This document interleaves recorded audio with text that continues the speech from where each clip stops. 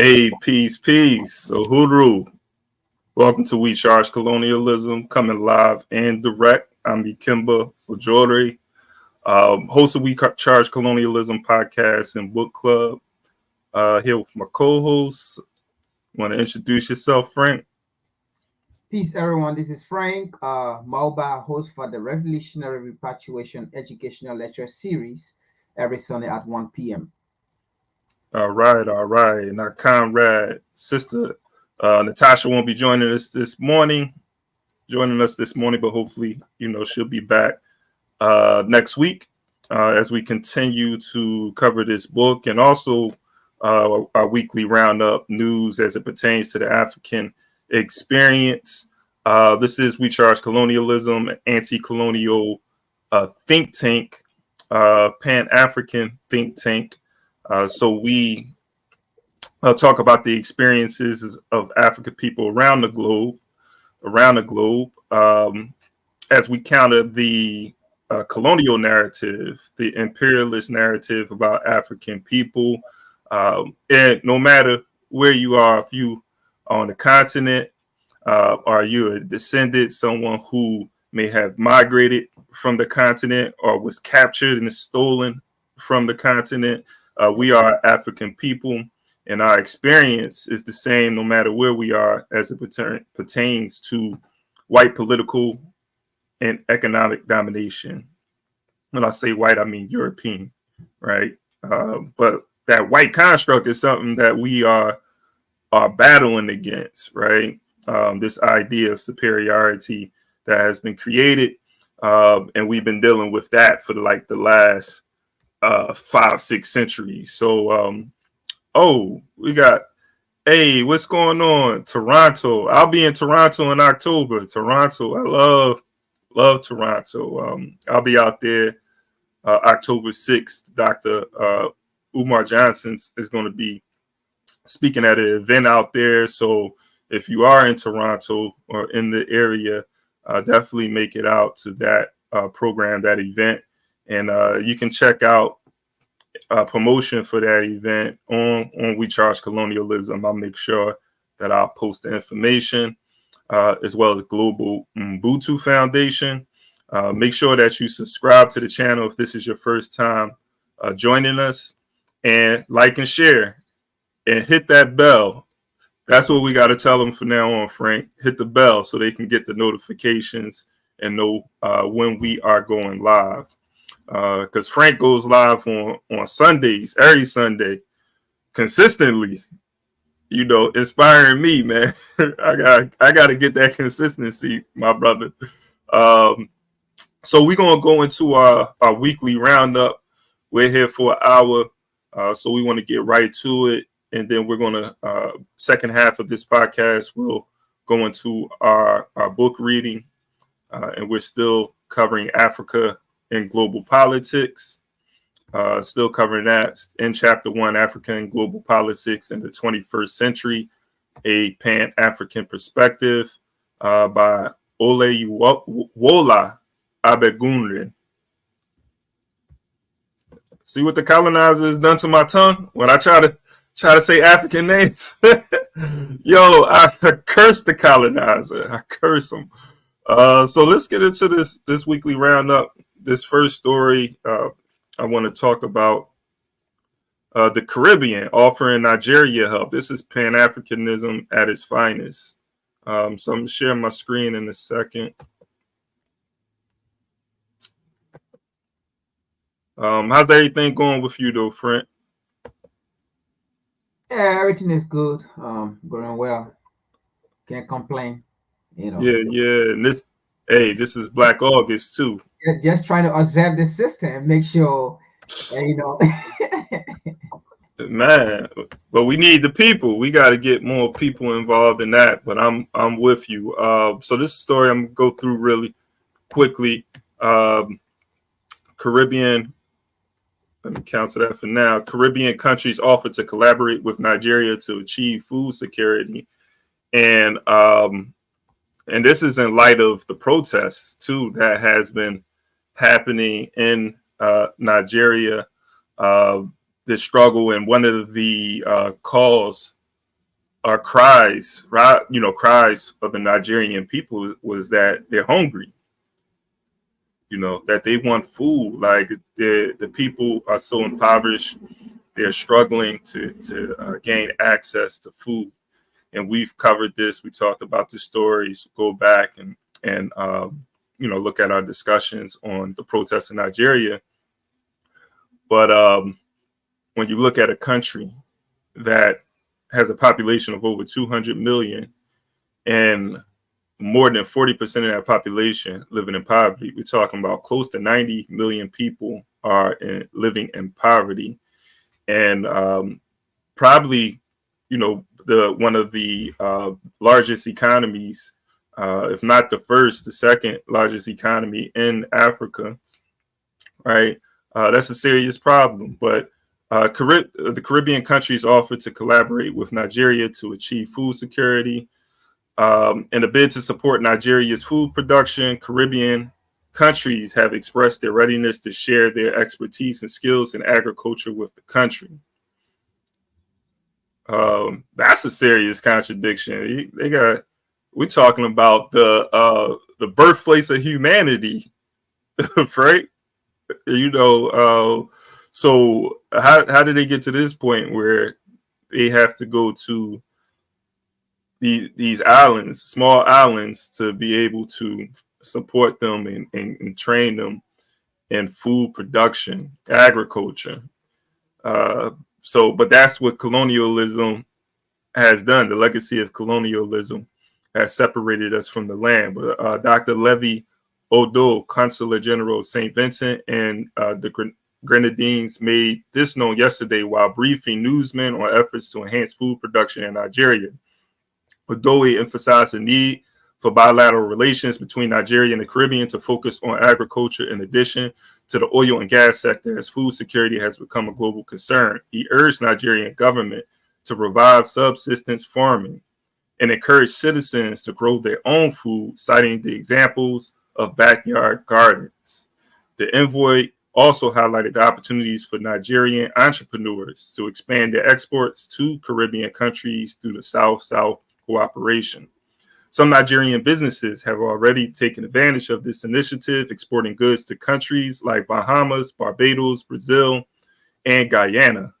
Odoe further noted that some Caribbean countries have leased land in Nigeria for agricultural purposes, shipping produce back to their countries. He emphasized the need to remove bottlenecks hindering trade relations between the Caribbean and Africa, citing the examples of direct flight routes. With the existing good relations between Nigeria and the Caribbean countries, Odoe expressed optimism about the potential for increased cooperation. I'll stop sharing there. I had put the link to this story in the chat, but let me repost that for those who are interested. Any thoughts on that, Brother Frank? Yeah, sure. First of all, that look at it this way. We want to see African in a diaspora and African on the African continent to collaborate, to come together. All right. So in that, it is a good initiative to see African working together.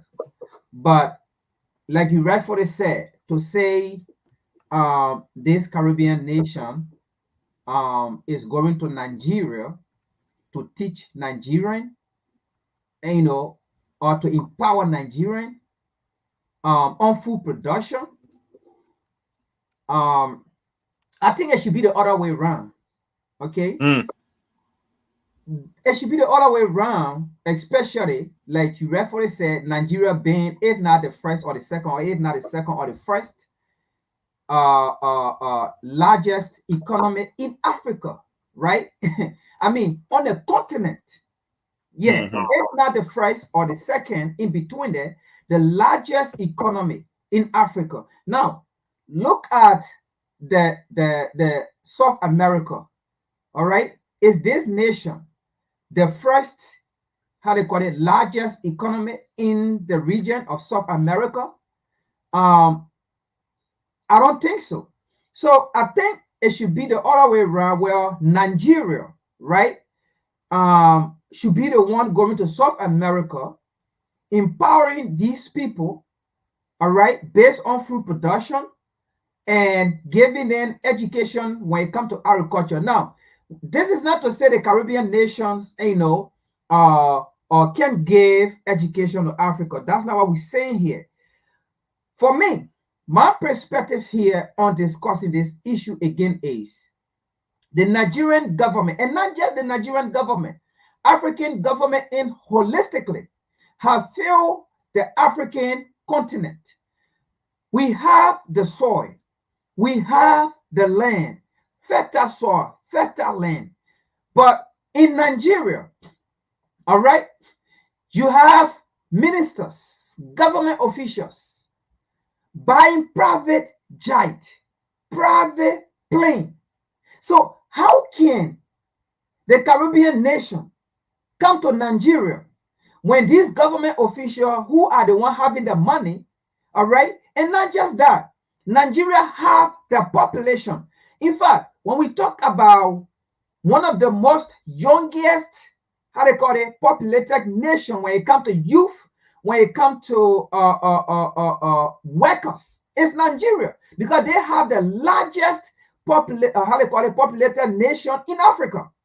All right, so they should be the one going to other African nations, empowering those people. In fact, Nigeria as a nation should not go out of food, should not be hungry.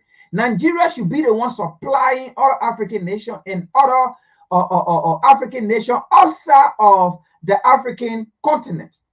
All right, based on a population, based on a workforce.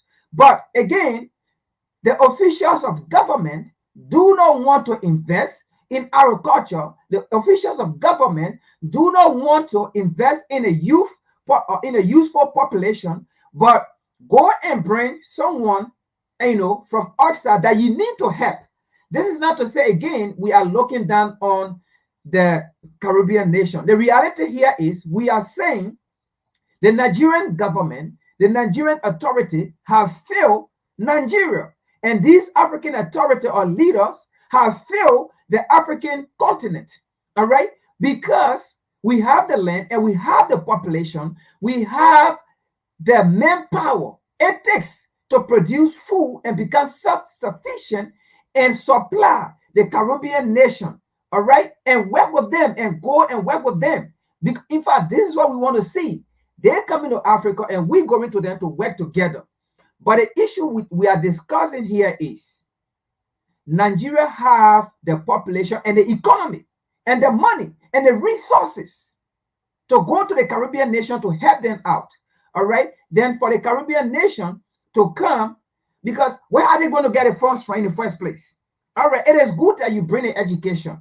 But again, looking at the population, right, and the economy, I don't think they have that funds or that funding to come in. In the first place, look, we can say this. You don't really need or how they call it, education in Africa, all right, to grow farm, to become agricultural. You don't really need it. What you need is the funds. Before then, when Africa was the producer of the world, did we go to school to learn about agriculture? It's in us. It's nature. It's ingrained in us. We don't have to go to sit down to classroom. We don't have to go to sit down for someone to come and teach us and say X, Y, Z. All right, let's go back to history. We never went in class. We never went and sat down in classroom to learn book or to come and sit down in conferences to learn about agriculture, to go and grow food and things. These are things that we grew up with. These are things that we did. And we provide food, even providing food to Europe or to the Western world. We did those things. So this is not about, oh, we need to go bring experts to come. And we are already experts from the day we were born when it comes to agriculture. So we don't need experts to come and tell us, how we need to till the soil. What we need is the empowerment of the government, the empowerment of the system to empower the people in Nigeria, the people in Africa. We don't have to go sit there in classroom. Hey, Frank, making it plain, making it plain. Hey, I totally agree with you. It does, highlight a serious contradiction, but I definitely appreciate the Caribbean extending their arms to Africa, and one of the things about the Caribbean, it's so rich with African tradition and culture, embedded with what some scholars call Africanisms, right? This retention of African culture that you can see throughout the Caribbean. You can see it in the States too, more so in some of the southern countries than the northern countries, but you see it throughout the African population in America. But I think like that connection that the Caribbean has with Africa is very strong. So I appreciate them extending their arms and want to see more. One of the things that the Caribbean people who are leading this initiative up is saying that they want to see more of a relationship as it pertains, economic relationship as it pertains to food production, and not necessarily just oil and so forth, which is something that many countries are going to be already starting to move away from, right? Particularly because of the West, but that's another conversation. But food is fundamental. We can't survive without food and water, right? And to have this dependency, which we have for the last few centuries, this dependency on a foreign group of people to be able to shelter, food, provide us with food, clothing, and shelter is a serious contradiction. And and really quick, we have my brother Conrad is going to be joining us. Let me bring him up, brother Jagun. All right. My greetings to you both. Another great show. Thank you very much. I'm glad you was able to join us this morning. And for the folks I was mentioning earlier, we had a discussion maybe a couple of weeks ago on a Friday. So make sure you go back and check that out. But we were talking about the situation, the protests happening in Nigeria. And again, I think this initiative that we're talking about right now is to kind of provide a solution to a problem in Nigeria as it pertains to food. Now, I don't think it's going to really be able to solve in the long term, solve it without really transforming Nigeria's relationship with the West. Yeah, that as well, because those contradictions will still exist. So it's like, putting a Band-Aid on it, but you still need to do something. So it's like, it's better than not doing anything. But I think it's the beginning of something, absolutely, a strong tide. Yeah, yes. Go ahead. You wanted to? Well, yeah. I mean, I again applaud you guys for looking at these areas of development that we are able to do for ourselves. Even though there isn't necessarily there's a lot of errors through or from the government, as our brother has just spoken, Frank has just spoken clearly, that Nigeria, the kind of country Nigeria is in terms of its ecology, it's an extremely green country. It's lush, especially in the south and the mid-northern regions. Now, when you go to the north, there is some aridation going on. However, the north produces the most food naturally. And for us not to be getting the level of, commodity food-wise for the nation, it is abysmal to most Nigerians. However, unfortunately, a country that had natural farmers, natural farming techniques, and everybody could farm 100 years ago is completely upon its head now, because most people don't have this skill or the desire. So once we reach a crisis like this, it is extremely warming to me to know that the expertise that is in the Caribbean, as you underline, especially where subsistence farming is going, most people in the Caribbean would have some level of skill in their back garden as to what they can prepare for themselves. Most people would have 4 or 5 trees producing all kinds of fruit, and then they'll be planting yam, cocoa yam, all the natural things that they can. Many would raise chickens and goats. So there are all these skills that have been built up over the years in the Caribbean. I would like to underline Jamaica because I know it very well. And that they are saying, look, we can transfer some of these skills back into Africa. We don't have to starve just because the North is not being productive at this time. All of you who live in green, fertile land, plant your garden. This is simply what they're saying. And for that effort to have already been in place, we wouldn't be hearing news like Nigeria has a food shortage or crisis. You know, it's quite disgraceful for me as a Nigerian to hear that, for any West African, really, because our land is more or less the same.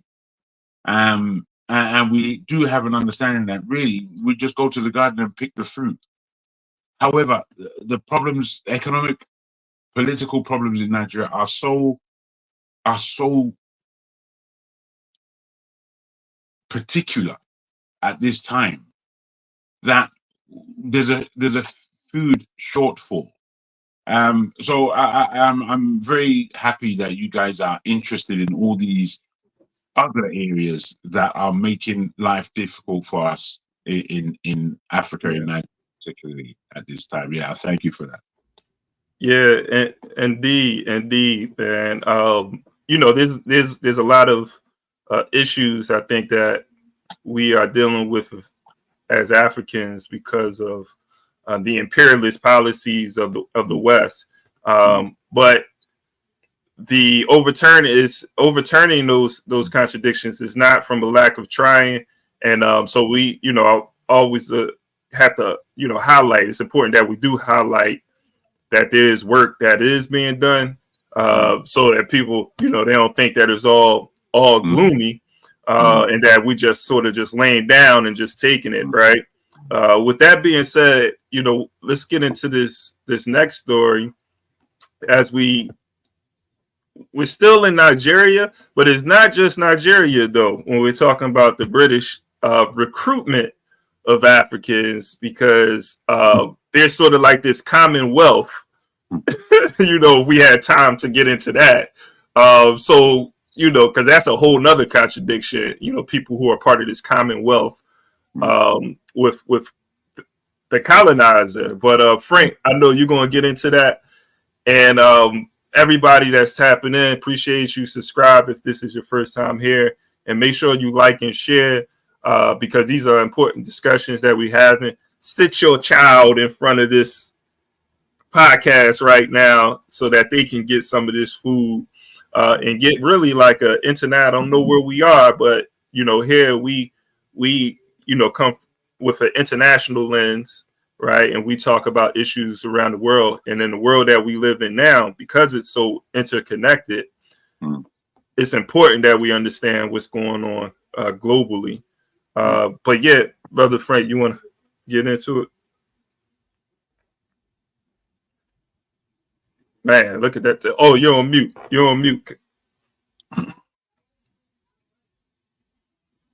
As I was saying, I know we talked about this last weekend, but this is very important that we have to keep talking about it, right? And as you can see on the screen there, it says UK launches recruitment for Nigerian other Commonwealth citizens to join the British Army, all right?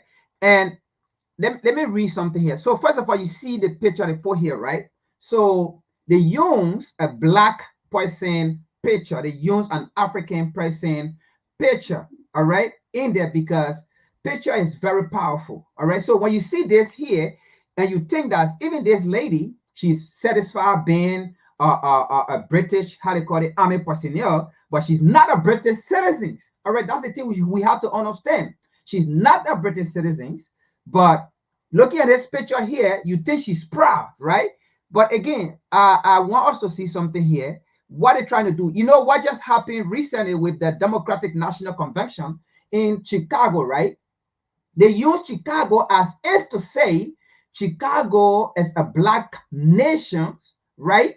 If to say Chicago black, it's only black people that live in Chicago. So when you look at the Democratic National Convention they just had in Chicago, they use, I mean, everything that black people came and they spoke, black people, you know, musician, black people came and sang the national anthem. I mean, everything to make it seems that, you know, black people are in power, or they are making decisions, they are taking decisions, they are doing this, right? But we have always been used to accomplish the aim of the colonizer. So what it did here, right? That's something that I saw here that I want to point out. Look what it said here. The application opportunity opened August 19, 2024 to August 26, 2024, right? And it said it explained that the recruitment phase emphasized the vital role of Commonwealth soldiers, the vital role of African soldiers. So like to the Commonwealth, because when they talk about the Commonwealth here, right, we know exactly they are talking about Africans, right, or the African continent or African nation. So let's speak the language that they try to have. So it explained that the recruitment phase emphasized the vital role, the important role, the crucial role of Africans to be soldiers, and their African continuum played within the British Army. African continuum played within the British Army. What they're trying to say here is African fought World War II and rescue British, all right? And not just the British, all right? But even African played part in World War II to rescue France. And not only France, African played part in World War II to rescue the United States, all right? I mean, the colonizer. Now, let's go further down here. So they have incentive. Let's say, according to the British Army, the application must be linked with the recruit bonded referral scheme, British Army member referral, to consider except those applying as musician. So there was something that I saw here that I want to bring. I hope for that. Let me see it because I don't want to leave you out. It's very important. Oh,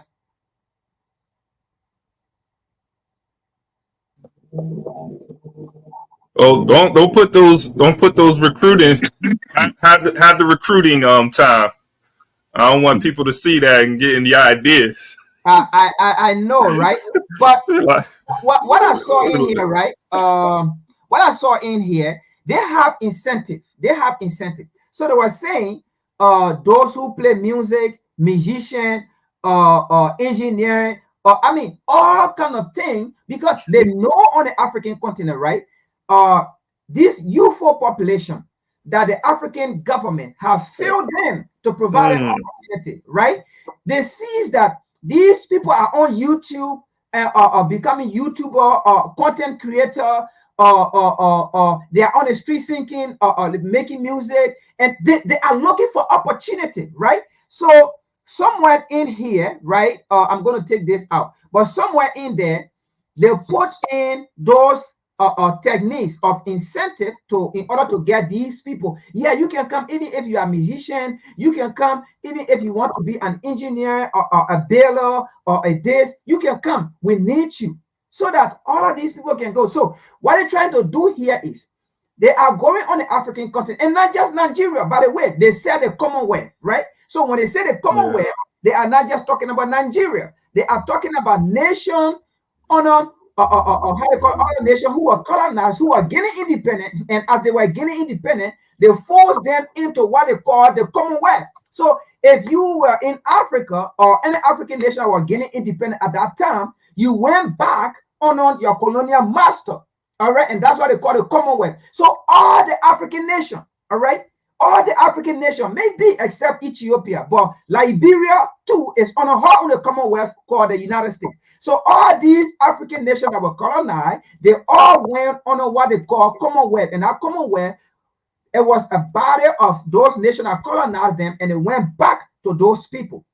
All right. So those are the ones they call the Commonwealth. So it's not just Nigeria. So it's actually Africa. So again, we are bringing this out here to let the Africans, to let our people, and this is not only Africa, this go to the Caribbean nation as well. The Caribbean nation are also part of the Commonwealth because those nations, they were also a colony. So they are part of the Commonwealth as well. So it's not just Africa. So we are bringing this out to bring it to light that, again, right, these are people that enslave you. These are people that went and colonize you. These are people that even up to today, they are still killing your democratic government leader who have vision and to liberate, to free your nation. These are people who are still going directly or indirectly killing them. So the reality here is they still see you as a colony, they still see you as a slave, they still see you as a subject, and you are going to sacrifice your life for these people who see you as how they call it,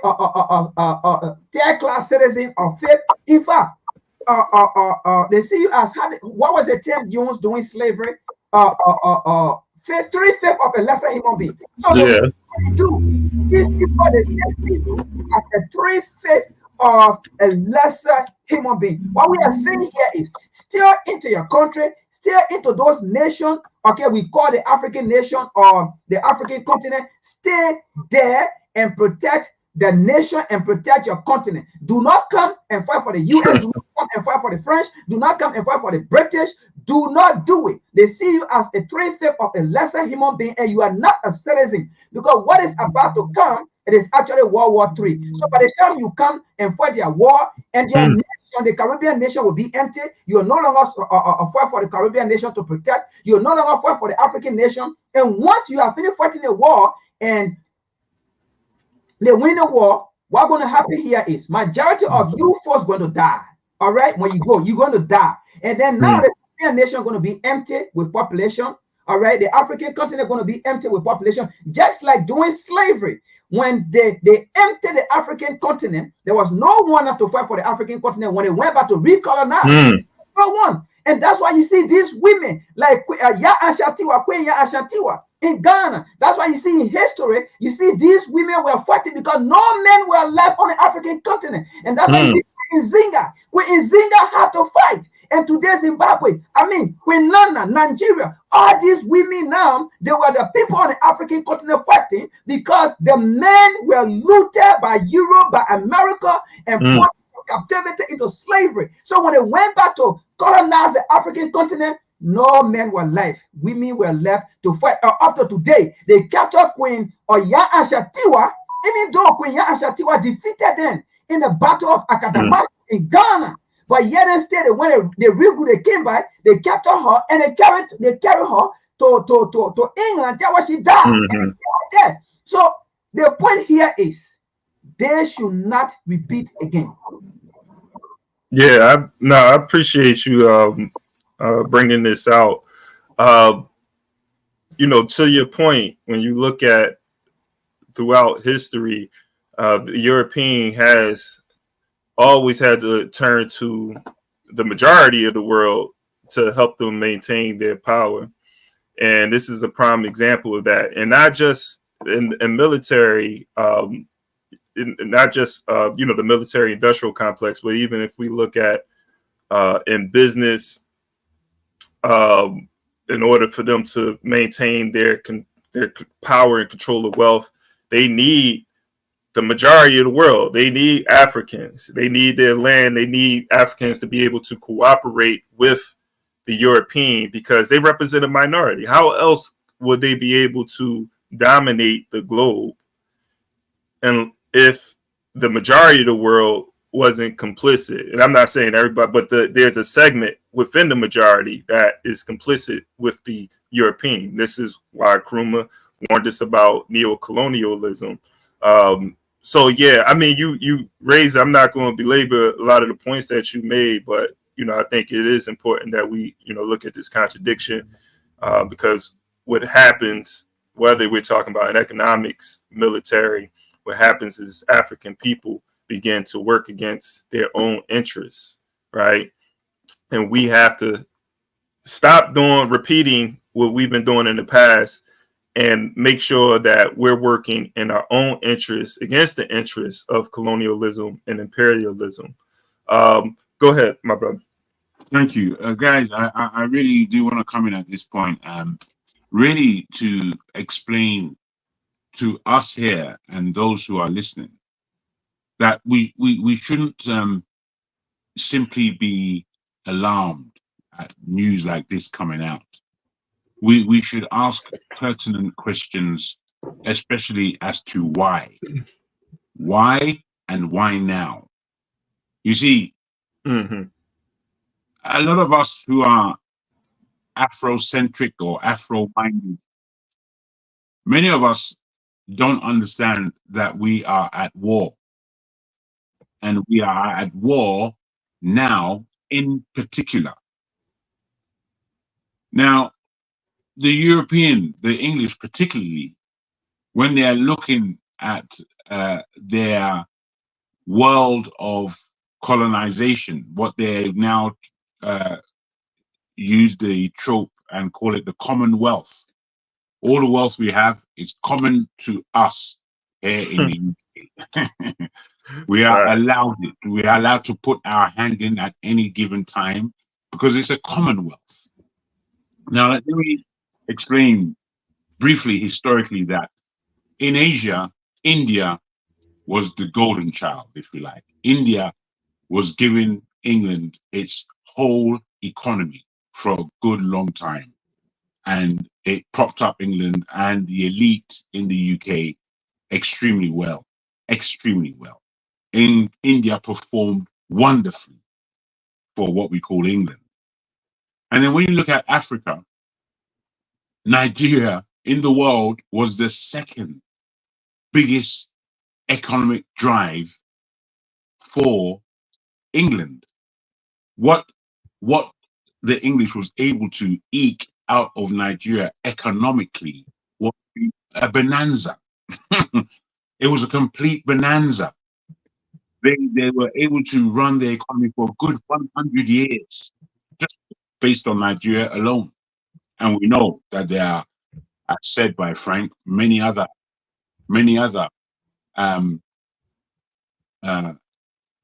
Commonwealth countries across the world. And then we go to the Caribbean and we look at Jamaica. Jamaica's performance in the Americas for the UK was above and beyond. This small island beat out Haiti, beat out Cuba, beat out Brazil in sugar plantation. Just the sugar alone. It made England extremely gleeful. Yes, my brother. They got yes, it did. On much of rum because of Jamaica. These countries aren't just big in our ears today because they're wonderful people there. Yes, we know that there are wonderful people there with deep histories, but they rise. India is easy on our tongue. Nigeria is easy on our tongue. Jamaica is easy on our tongue. Why? Because of history. Because we've always been there. We've always been with the British continent, the British colonialists in one way or the other. Our elite have been taken over. Our produce is been pocketed by these white elite. So when strategically we have to understand what's going on. It's not good enough for us just to become alarmed. We have to really think as to what's going on here. And what's going on is of a country with 230 million plus people. They're just taking their share of the human traffic that they know Nigeria can't sustain, so that they will open the doors and say, look, it's easy to fight for us. You'll get a pension, you'll get a good wage, you'll be trained in up-to-date ballistic weapons, you'll be trained in warfare for the UK. And because we in the UK have around us Russia, we have the jihadists coming in, we have all these enemies. We need support from our Commonwealth, and we are going to dip our fingers in again and eke from our Commonwealth. So in understanding this, the first thing that we must understand is that we are at war.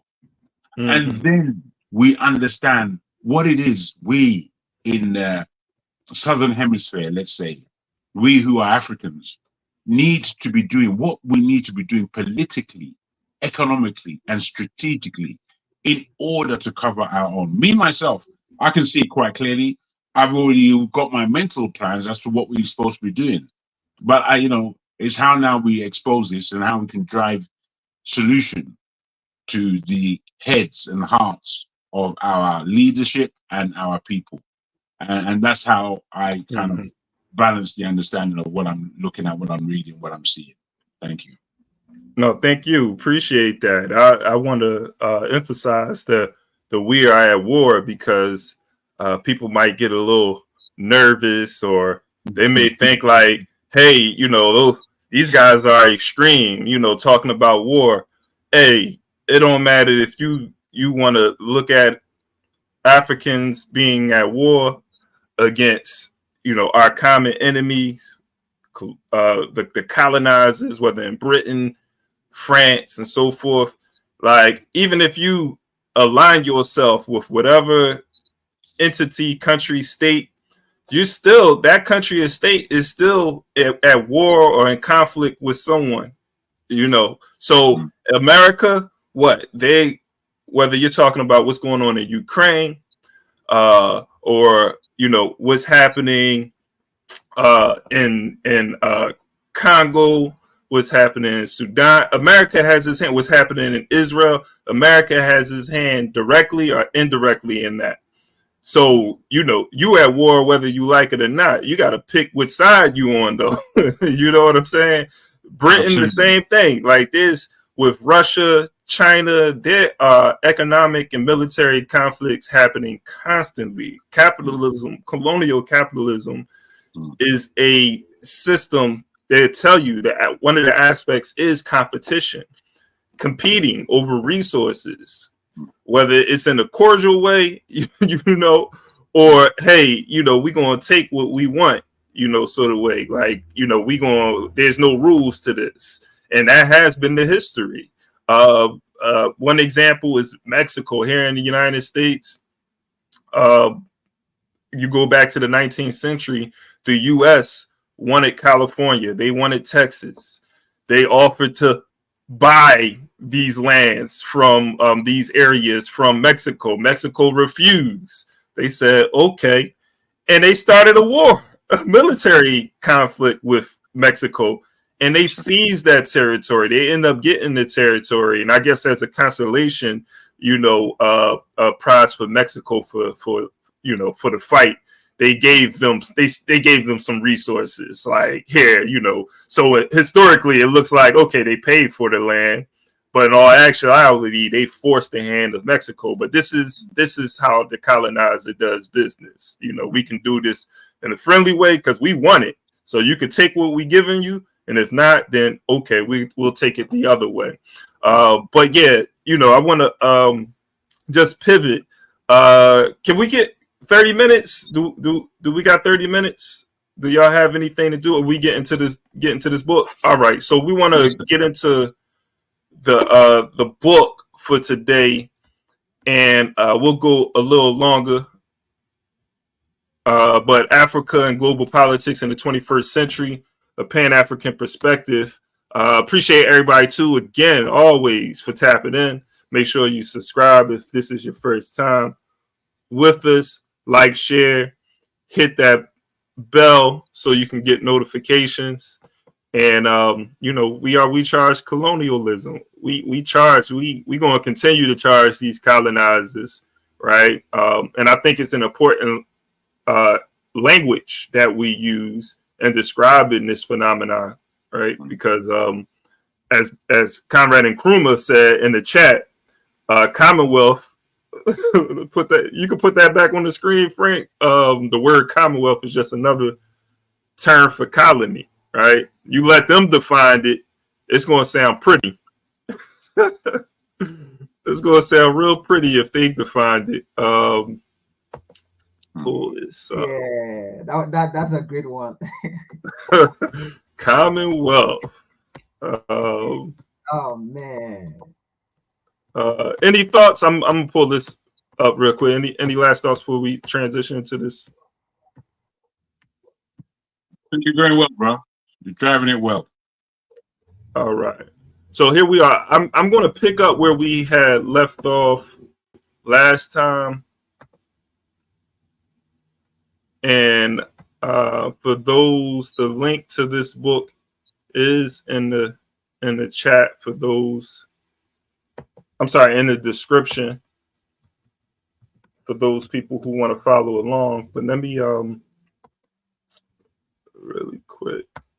All right, let me go into this. All right, so the political entity called Nigeria began to evolve in 1861 following the forced annexation of Lagos by the British. The forced annexation, right, of Lagos by the British. Consequently, Lagos became a crown colony in 1861. While this was going on, George Goldie, a British merchant, came to the Guinea coast in 1878, specifically present-day Niger Delta. He obtained a royal charter from the British Crown in 1886 and established the Royal Niger Company, which later became known as the United Africa Company, UAC. In 1806, the Royal Niger Company entered into a series of forced agreements with the African local chiefs inhabiting the Niger territories. The area was subsequently declared a British protectorate in 1887, following which the company signed a number of treaties with the emirs of Sokoto and Gwandu. All these treaties were used to support British claim to northern Nigeria. However, the British did not take full control of the northern territories until 1900, when their flags was finally hoisted at Lokoja in the middle belt of Nigeria. Up to this point, there were many spirited efforts by the Nigerian people to resist British occupation of their territory. However, the British were armed with sophisticated weapons, which were used to fight and defeat the indigenous people, who were mostly farmers, who was just cattle herders, artisans, and who were bereft of any knowledge of Western military logistics and tactics. So I had to tell myself, let me just finish that sentence, right? But it kind of takes me to the conversation we're having earlier about agriculture, right? We see they were over there killing farmers, killing the people who was tied to the land, which will open the door for the colonizer to take over the land, right? So that's one thing that was happening. And also something that, wasn't discussed is that the subsistence farmers had to begin to produce where they were producing for themselves, and maybe for the local population. They had to begin to produce for the market, right, in order for them to survive, because now they were competing with other commercial farmers, right, who could now provide for those same people that they may have been providing for through subsistence farming, right, doing trade with. They can no longer do that, so they were pushed. So there's the point is that there were different attacks on the local farmer. There's another thing too I wanted to point out in this paragraph, right? The United Africa Company, when you kind of like, when folks look back in history, if we let the European be able to control the narrative, we would think that these were African controlled companies, right? Mm-hmm. There was another company called the United African Company. But the Royal Niger Company, United African Company, these are chartered by the colonizer. These are a mercantile company, right? And these also represent, there's a history when you look at it. The Dutch East India Company, which some considered the first, some considered like the first company in the world. Multinational company, in the world, right? And that was back in 1602. When we look at even the settlement of Jamestown, the first English settlement in America was chartered by settled by the Virginia Company, right? So again, like this system was built on these like capitalist enterprises, right?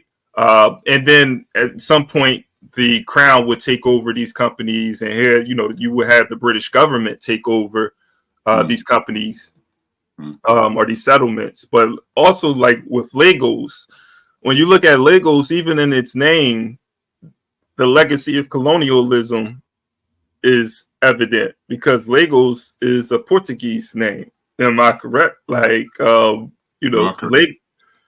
Lagos is a Portuguese name. And so these are things that, I feel like as we begin to overturn, European political economic domination, some of the first things we have to do, is to begin to rename ourselves, begin to rename our countries, states, the same as Nkrumah did with the Gold Coast. So I'm gonna stop there. I know I'm saying a lot, No, I believe you did again a great job of highlighting all or many of the significant points that we need to put our mind to understand what the hell is going on, because it's been going on for an awfully long time, and we have to understand what names mean, what these things that we title in our minds, what they actually mean, or what the history is behind these things.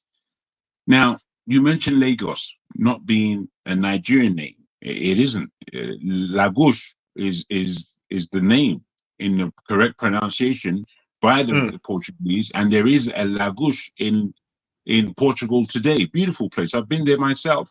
Now, it means lakes, and you know, if you know Lagos or many West African terrains, that it is lakes and islands together. That's what Lagos looks like. Even though you won't see it necessarily if you're there, unless you've got a good understanding, because it's so crowded and overpopulated at this time. But all what you said highlights the issues that we have. I mean, the Niger company, what Nigeria is as a company, sold for £860,000 to the English at the time. These companies, what Unilever is what was born out of Nigeria as a company. Unilever was the richest actual company in the world for a good 100 years, producing everything. A majority of those things came from the Commonwealth, so to speak, and came particularly from Nigeria. The palm oil that we have in West Africa, the Nigerians took it to a brand new height in terms of production under various kings of the Niger Delta vicinity, from the whole of southern Nigeria. In fact, the whole of southern West Africa produced naturally from the palm kernel, palm oil and palm nut, and palm, all things of the palm. The palm tree is marvelous. If you look in Florida, there's a good degree of the palm trees in Florida are actually Nigerian palm trees, because our palm tree is completely different in terms of what it does. The palm oil was the lubricant for the whole of the beginnings of the Industrial Revolution. Those machines wouldn't work smoothly without palm oil. Palm oil was taken from Nigeria, the #1 country for producing palm oil, to Malaysia and Singapore. Today, they are now the largest producers of said oil. But it destroys their rainforest, whereas it's part of our rainforest.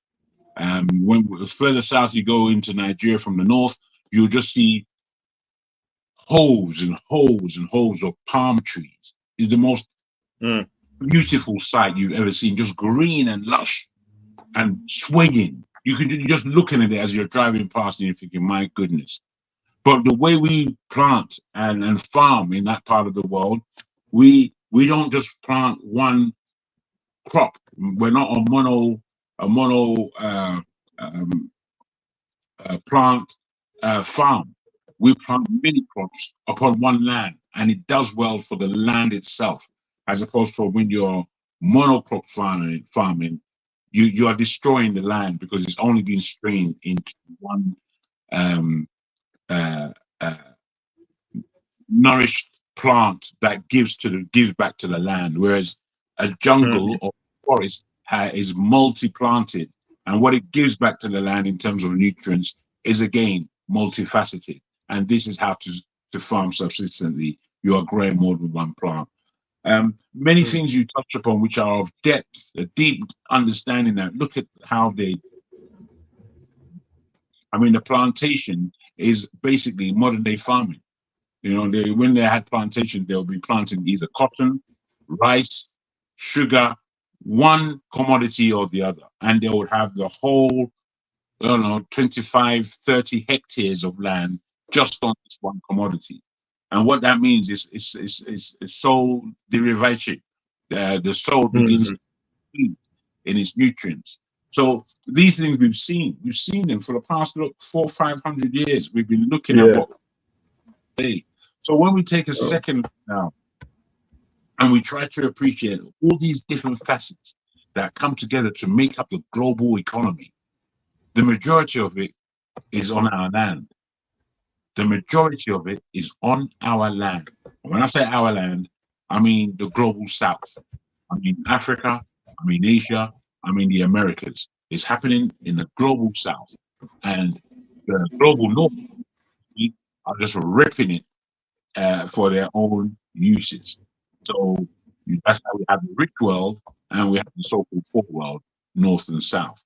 So when we come to these points, our generation, which is why history is very important, our generation has to really understand what it is that has gone on for the past 400 years, and therefore what it is we have to do about it.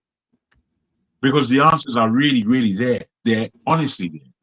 And unless we're paying attention, we're not going to get those answers. I'll leave it there. Thank you. No, appreciate that. Appreciate that rundown, that add-on. Frank, did you want to add something before I continue on?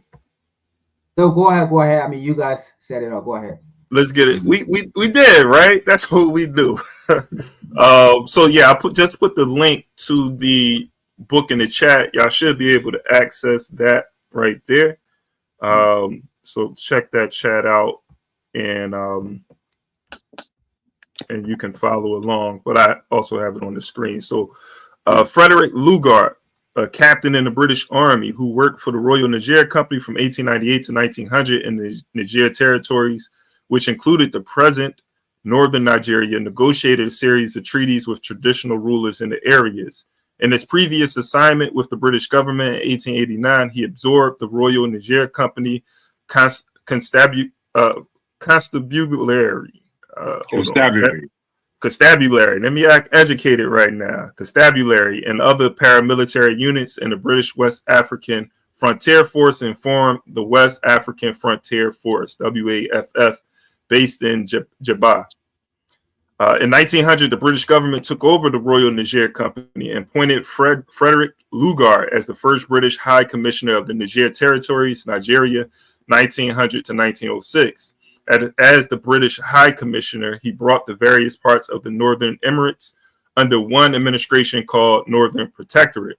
The two governments in the South, the Southern Protectorate and the colony of Lagos, were merged in 1906 under one administration and designated the colony and Southern Protectorate. Although Lugard was appointed the British High Commissioner of the Northern and Southern Protectorates in 1900, technically between 1900 and 1912, the two territories were autonomous entities responsible separately to the Colonial Office in London. Therefore, the Northern and Southern Protectorates were ruled separately until the amalgamation on January 1st, 1914. Thus, Nigeria became a united political entity with a federal structure firmly put in place by the British colonial administrators in 1914 and eventually became independent in 1960. However, the amalgamation of the Northern and Southern Protectorates was not without its attendant problems, including the structural imbalances between the North and South, which made it impossible for the South to control political power at the center for many years. This political imbalance and other colonial policies created conflicts and instability, which pervade the polity up to today in Nigeria. And as you know, we're going to get into South Africa right now, but before we do that, the pointing out of the protectorate, and I'll let you guys add on, but this is one point I want to make about the protectorate, just to get some understanding of how it can create some of the, like this legacy of colonialism where we have neocolonialism. The protectorate is not directly ruled by the colonizer. It's still a colony, really, but it sort of has it's a structure that's similar to neocolonialism.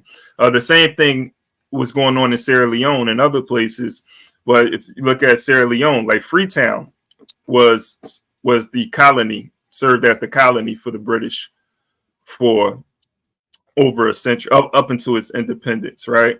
But outside of Freetown and the rest of Sierra Leone, that was considered the protectorate, right? So the protectorate, you have people who are sort of put in place by the colonizer, but these are Africans.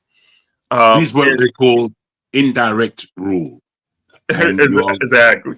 You're correct in terms of how you term it. It's indirect rule, which means that the elite of the peoples of that vicinity would be ruled through the elite. So the British would rule through the elite of those indigenous people. Yeah.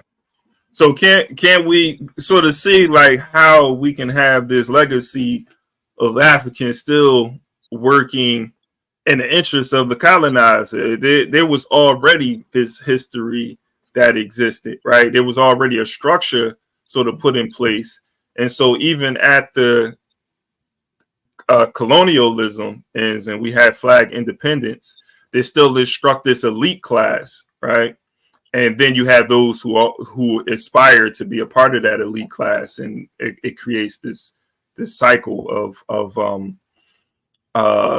oppression and exploitation of the masses of African people, even by people that look just like us, and that contradiction. Yeah.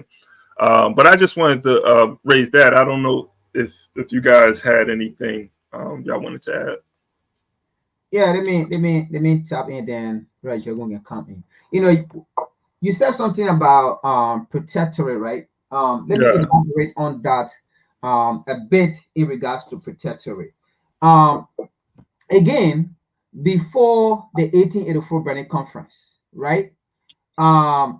When you look at history and try to analyze it, before the 1884 Berlin Conference, Africa, the African continent, was actually a protectorate. Because before the 1884 Berlin Conference, right, the colonizer were already in Africa.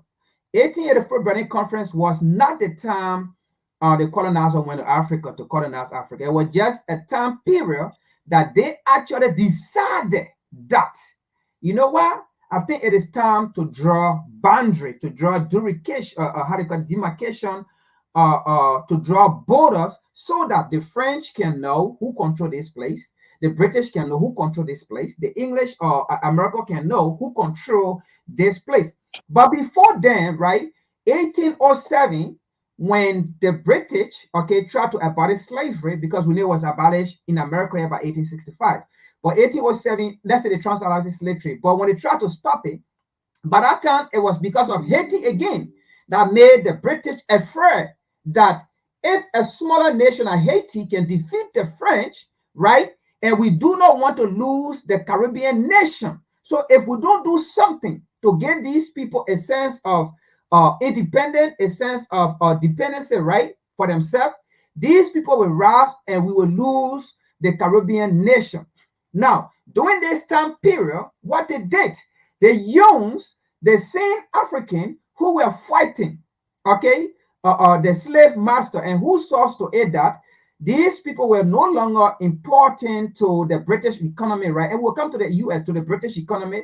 They used these people and sent them to places like Sierra Leone today, And then these people were there serving as protectorate in the interest of, Great Britain, even Nigeria, and with the case of Liberia, that also happened in 1822, when group of Africans in Richmond, Virginia, saw the courage from Haiti, when a group ought to go and carry coup against James Maroon. They caught these people and they took them to Africa today, Liberia. And when these people went there, these people were serving in the interest of Washington, D.C., which again, at that time, Liberia was a protectorate. So, before the 1884 Berlin Conference, these people were already in Africa. The French also have gone there. They had their place. The German has gone. The Portuguese has gone. They have their place. And they have these Africans into this area, right? So it was already a protectorate. Now,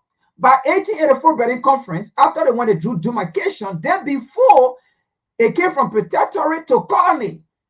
All right, it came from protectorate to colony, where they themselves were directly involved on the African continent. At that time now, we saw people like Leopold in Belgium, and, directly chopping off people's hand and doing it and directly taking our resources, right? So, and then in the 60s, all right, when again Africa came back again to fight, it came from how they call it, protectorate to colony, and then it went back again to Commonwealth.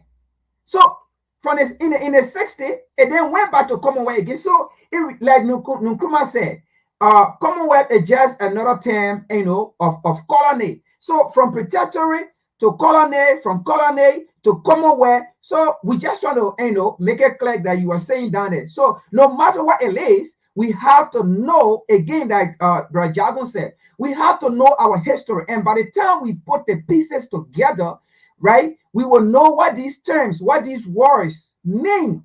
They are never in our interest, and the European will never come out with anything, whether words or whether or anything like a global. In fact, tomorrow, the show, right, there's going to be elaborating on it in one of the videos that we're going to talk about. These people will never come out with anything or to collaborate with Africa, to work with Africa, or will come up with anything you think it is in the best interest of Africans, right? So the reality here is, from protectorate to colony, from colony to Commonwealth, they are all still the same. Yes, they're all still the same, my brother. Straight up. It's so deep. The interchangeability of language and the power of language, and the English language is supreme. I don't care what anyone's got to say. English language, in the tackling of history and the perception of words and how it is that we finally see things, it's been orchestrated, and it's been orchestrated through language. And the English language is supreme in the expression and this articulation of what it is we perceive as reality.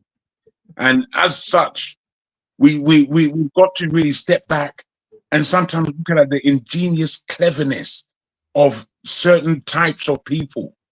These things, I think to brush it off as simple racism or ism or that-ism, it's not sufficient to allow us to know that there is an archetypal mind at work. And when you look back at this mind and what is done over 500 years, to not kind of, I don't know how to not salute it somehow and say, you bastards, you've done a fucking great job.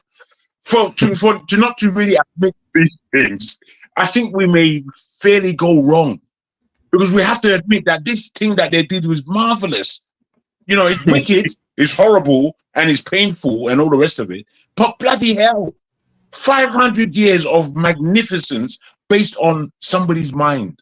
I'm sorry, we have to take time and look back at the genius of wickedness, because we're not going to get anywhere near the genius of grace if we don't understand that there's genius in wickedness. So I really need to just, cap that point upon what Frank has just said, because when I look at it, it is somehow unbelievable what they've been able to do. Because I know my tradition. I know who my people are directly, and I know their genius. For someone to come from some place, who knows where, land upon your shores, and then do some level of juju that is deeper than the juju that you yourself were creating. My goodness. You have to look at it and see it for what it really is. And really, it is deep cleverness. And unless we understand that we're dealing with intellect, an intellect that is diverse, that is trim, that is available, that is athletic. This genius is athletic. Unless you are able to understand a man, I'm dealing with something serious here. You're going to keep missing the trick. And we've kept missing the trick for God knows how many years. When I look at Nigeria and the 60 years that Nigeria has been there, at every venture, Nigeria could have pronounced itself a sovereign nation. But somehow, at every opportunity, Nigeria has made an error in the way we make decisions for ourselves in that country. And I have to look at it and say, you people aren't as wise as you think you are. It still stands that these Oyimbos are far wiser than you. With all the cleverness that you want to pontificate, you've got this PhD, you've got that PhD, blah, de, blah, de, blah. But you can't take on the people who are oppressing you. So me, I don't play with this level. When I hear these things that have been reiterated, I look at it as a worthy adversary.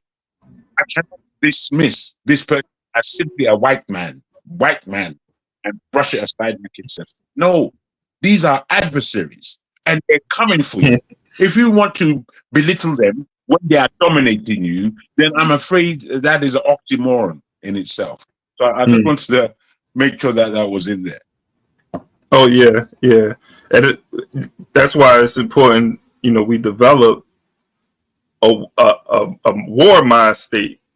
You know, a state, because we are in a state of war, as you mentioned earlier, and we're going to continue to uplift that. And it's important that we're just conscious of the reality of our situation, because we will move differently. This is like, hey, how does the Zionists move? The Zionists move like they're in constant war and that everybody's against them. And so with that mindset, they're able to develop allies with people who historically have been enemies. When you look at the Zionists, when you look at those who profess to be of the Jewish community, and look at how historically they have been oppressed by the same people who are now coming to their defense and giving them billions of dollars to fight and defeat. You know, like, that's hey, we don't even have time to get into that right now, but we're going to circle back around to this conversation, right? Because it's important that we develop that mindset, man, because we are. I mean, for 500, 600 years, there has been a boot on our neck. And what have we been doing? We've been protesting. We have been trying to, you know, vote and enter government and get in, you know, seats of power within the colony, and it hasn't done anything. What do you see these other groups protesting the way that we are, and particularly in the United States, right?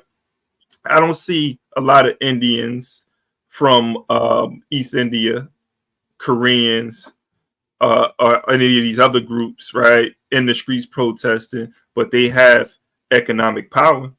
They're organized. They have industries. But again, we're going to say that conversation because we are at the end, but you can tap in tomorrow because I know, Frank, I know you're going to be on. Do you want to let folks know what you're going to be covering? But make sure you tap in tomorrow. You know, Frank is going to be live and direct. Yeah, sure. It just continuation of what we've been saying. I know last week we spoke about the United States Congress, where we talk about Mark Gazelle, their plan, you know, for Africa to go to Africa. And then we also talk about how to call it, the British Army that are recruiting. So again, we are coming back to the United States because another senator, United States senator, they just had a committee hearing, and where, you know, his demon came out, where he talked about they should go, you know, they should use different strategy in exploiting Africa. And they actually got angry, So what happening between they and Russia is actually because of Africa. And we've been saying these things. And what we're about to talk about tomorrow, they stated it clearly in our video, okay, in the US Congress when they had this committee. They stated it clearly, the reason why they hate Russia, the reason why they hate China, and the reason why they are fighting Russia, and the reason why they are in conflict with China, all right, what they were trying to use Taiwan. They stated clearly it's because of Africa, it's because the approach or the approaches that those nations are taking, it is not in line with the approach of the US and UK. They are taking different approach, which is giving them high time, is giving the US and UK high time to continue to exploit Africa, and it's waking up Africans, it's opening African eyes. All right. So in our meeting, as they were sitting there, US Senator Todd Young stated it that they should use different approach to explore, to continue to explore the African resources. So that's what we're going to be talking about tomorrow. Okay, appreciate that. So y'all, hey, tap in here. We Charge Colonialism tomorrow, 1 p.m. Eastern time. If you are viewing this at a later date, you can always tap back into the recordings. So make sure you subscribe to the channel and check out some of the later episodes. And any last words, my brother Soji? Anything? You want to let people know what you got going on or where to find you? Only this, if I may. Only this. You see, as has been mentioned by your platform, and your platform, I think, gives a lot of kudos, a lot of grace, a lot of witnessing as to our economic, social, and political power and responsibilities over the last, historically, right now, and for the future. And I would just say that we need to be spreading this message and your platform widely, because there are many platforms articulating similar subjects as we are discussing. But sometimes I think the articulation or the line that we are channeling with this communication needs support, definitely. It needs a wider audience, because I think what's been discussed on these channels, on this channel, on this platform, We Charge Colonialism, is of global recognition by the diaspora of Black people. Somehow we have to get on the same page. We are not. I don't say that we are the all-seeing and all-being platform, but I do feel strongly that this platform and the way you guys are running it brings up the conversation, the communication that is necessary for our future. And I, for one, I'm not just a mouthpiece. I don't want to just be a mouthpiece or talking. I need to see movement. I need to, because we're at war. And platforms like this need to be a conduit, a catalyst to an audience being awakened.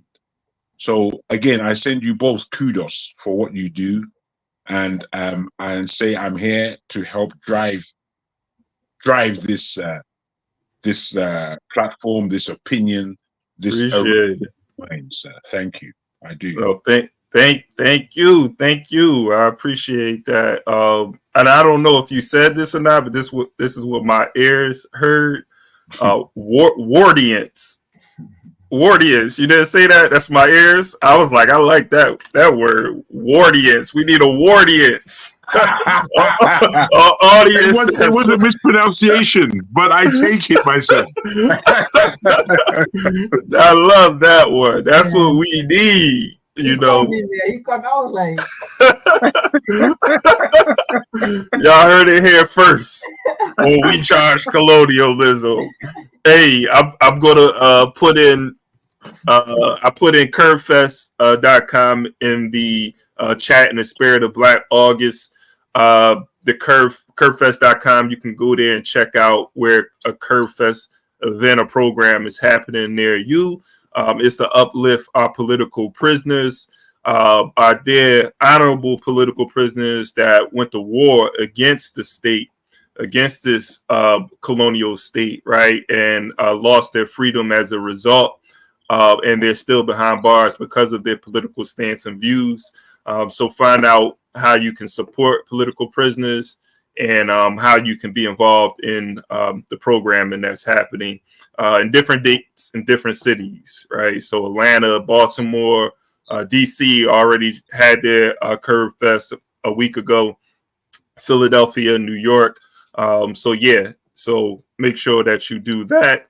And Black Power Media, another platform. I just put the link to Black Power Media in the chat.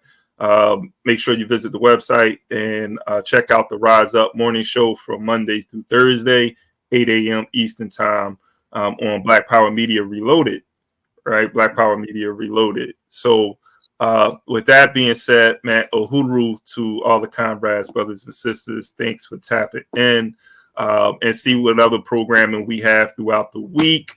I'm about to bring Dr. Amerson Wilson back to the platform, so look out for that. So everybody, have a revolutionary day. It's a great day to be an African, man. A beautiful day.